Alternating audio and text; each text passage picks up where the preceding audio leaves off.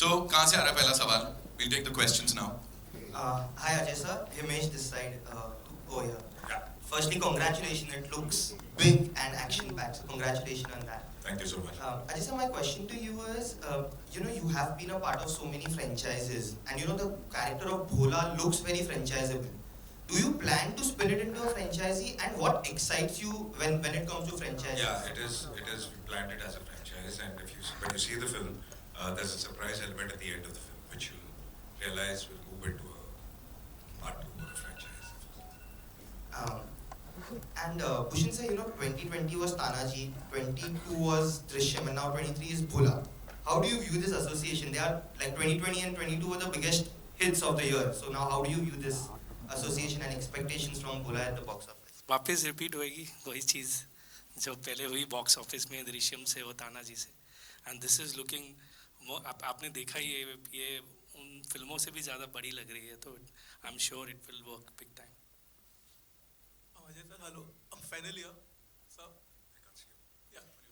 Hello. Yeah. Hi. I think the movie looks quite good, and I'm actually quite excited to see the film. I've even wore the T-shirt over. Thank you so much. So sweet. Yeah, yeah. So I think this is your first film in IMAX, if I'm not wrong. Triple R was actually. But Yeah, this is the full-fledged. I think it's Yeah. the So first film. could you just And I would say second film in 3D and first film in yeah. IMAX. So could you just let us know how that happened and what was the whole thing behind going for an IMAX release? In fact, we had planned 3D. We had not really thought of IMAX. And a couple of months back, we by chance met. There were some people visiting from IMAX Hollywood, and they came up and they said, "Why don't you do this?" And it was an idea, and then we started sharing it, and then things fell into place, and we thought we should definitely go into it. And the film is an IMAX experience. It's a large-scale film, so that's how we went ahead and did it. Hi sir, this is Nawaz Kochra from Miss Malini. Love the trailer, it's quite spectacular, so love the visuals. My question is for Sanjay sir, Deepak and Vineet sir. So sir, in our industry we've seen that the treatment, the villain concept of Bollywood is not the same that it used to be years ago. I want to know how has the treatment changed with, in these times, in this day and age and with this film?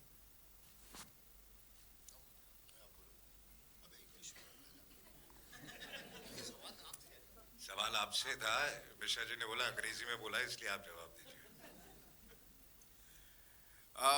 निश्चित रूप से ये इस film में किसी typical clichés का इस्तेमाल संभवतः नहीं हुआ है।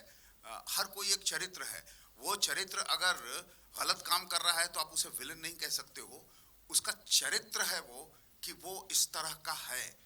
वैसे ही मिश्रा जी हैं, वैसे ही चंदन जी हैं, सब लोग वैसे ही, दीपक जी हैं, सब लोग वैसे ही हैं। तो ये मूलतः मुझे ऐसा, जितने दिन मैंने शूटिंग की, मुझे ऐसा लगा कि हर कोई अपने चरित्र को पकड़ के रखे हुए हैं कि मुझे यही करना है, इससे अलग भटकना नहीं है। और वो सारे क्लीशेज कि विलेन ऐसा होता है या कॉमेडी ऐसी होती है, इससे हम सब लोग बचे हैं। अजय सर, मेरा सवाल आपसे, मैं इकबाल एनआई से। सर सवाल यह है कि काफ़ी सारे ट्रेड पंडित हों, ट्रेड एनालिस्ट हों या फिर कुछ डिस्ट्रीब्यूटर्स हैं, उनका ये मानना है कि 2022 में जिस तरह से अजय देवगन का साल गुजरा है, 2023 उससे भी बड़ा होगा भोला और मैदान के साथ। और 2023 हिंदी फिल्म इंडस्ट्री का जिस तरह से गुजरा है दृश्यम 2 के साथ, उसी तरह से पठान से शुरुआत होगी उसकी।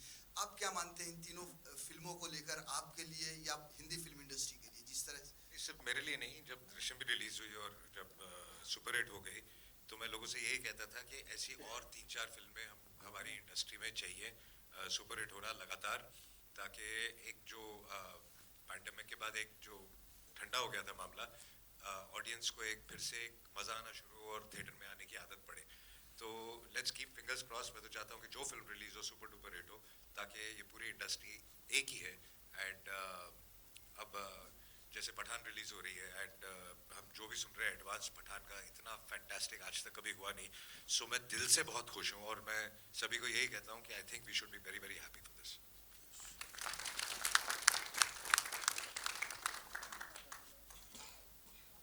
On your left high, Ajay ji, आप हमारी हिंदी फिल्म इंडस्ट्री के बहुत ही भोले एक्टर माने जाते हैं.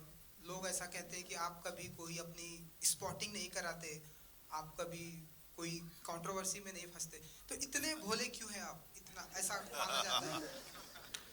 शांति से फिल्में करते हैं, फिर घर चले आते हैं, फिर दूसरी फिल्मों का अनाउंसमेंट करते हैं, वो हिट हो जाती है. आई थिंक काम तो शांति से ही करना चाहिए, क्योंकि स्पॉटिंग करके और कंट्रोवर्सी क्रिएट करके आई थिंक कोई लंबा नहीं चलता. आई थिंक थोड़ी देर शायद थोड़ा चल जाए, बट चलता आदमी सिर्फ काम से है. और अगर आपका काम ठीक हो तो फिर आपको खुद बोलने की कोई ज़रूरत नहीं है. लोग कहते हैं अच्छा है या बुरा है, and this is what I believe in. तो आप अपने काम में ध्यान दीजिए. और हमारी अपनी लाइफ में इतना सारा काम है, इतनी सारी तकलीफ़ें हैं, इतनी सारी प्रॉब्लम्स हैं. दूसरों की लाइफ में घुस के उनके बारे में सोचना, उनके बारे में बातें करना, आई थिंक बेकार है, बहुत बेकार चीज़ है.